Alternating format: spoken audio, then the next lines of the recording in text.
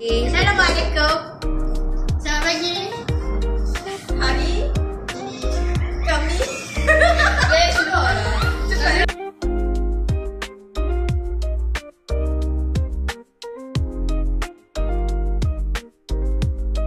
Hari ini kami nak tunjuk pasal transformer.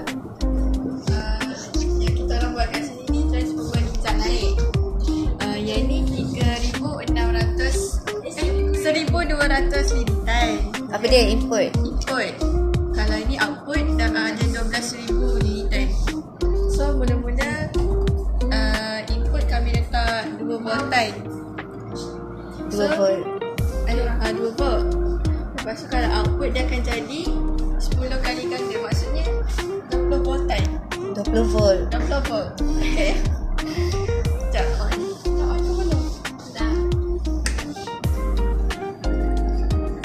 Tak nampak pun dah. Okay, 2 volt. Dah naik. Okay, so kat output dia control sikit kat output tu dekat time. Cuba dia pusing sikit. Naik ke? Bawah. Bagi dia kurus.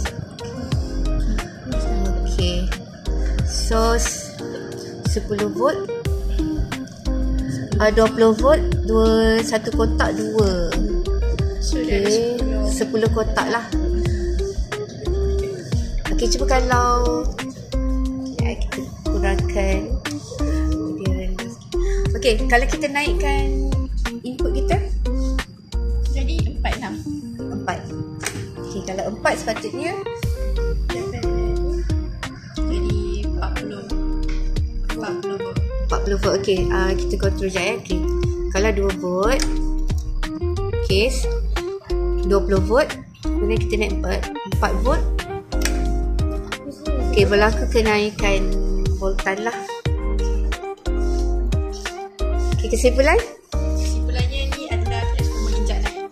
Projek naik, kegunaan dia Untuk menaikkan nilai voltan, nilai volt apa kita. okay, kalau ikutkan voltan ni kan ada pengurangan. Maksudnya kalau input kita 2 volt, sepatutnya kat sana jadi 20 volt kan. Okay, tapi tak sampai 20 volt, kenapa? Sebab ada tenaga yang terbebas. Tenaga yang hilang. Okay, kuasa transformer yang hilang. Maksudnya transformer kamu ni tak unggul.